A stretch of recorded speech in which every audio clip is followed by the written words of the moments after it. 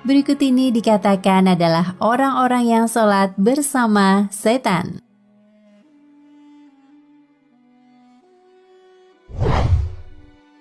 1. Orang yang was-was dalam niat.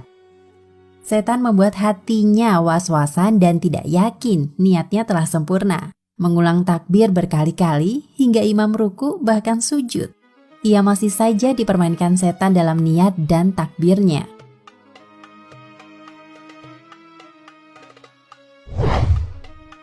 2. Orang yang ingat itu dan ini.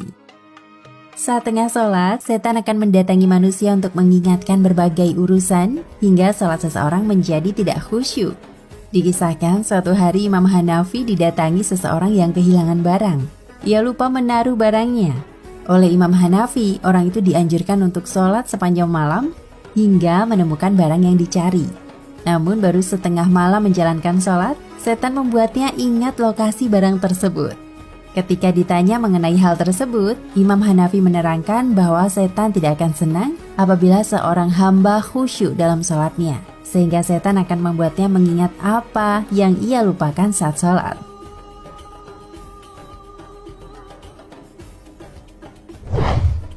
3. Orang yang merasa ragu buang angin. Perasaan ragu buang angin atau tidak adalah sebuah gangguan yang setan hembuskan untuk mengacaukan sholat seseorang. Rasulullah Shallallahu Alaihi Wasallam bersabda, "Jika salah seorang di antara kalian merasakan hal itu, maka janganlah membatalkan sholatnya hingga dia mendengar suaranya atau mencium baunya tanpa ragu." Hadis riwayat Ahmad.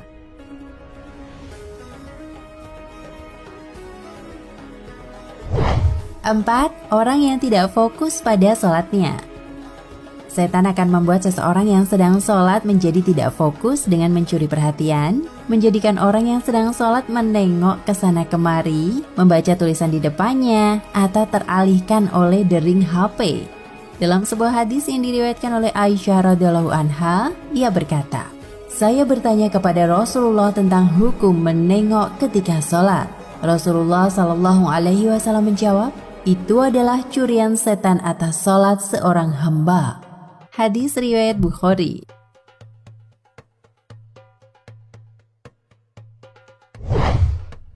5. Orang yang sholatnya tergesa-gesa.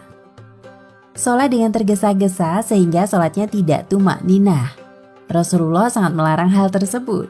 Dalam sebuah hadis, Rasulullah Shallallahu Alaihi Wasallam bersabda, "Sejahat-jahatnya pencuri adalah orang yang mencuri dari sholatnya." Para sahabat bertanya, "Wahai Rasulullah, bagaimana mencuri dari sholat?" Rasulullah berkata, "Dia tidak sempurnakan ruku dan sujudnya." Hadis riwayat Ahmad.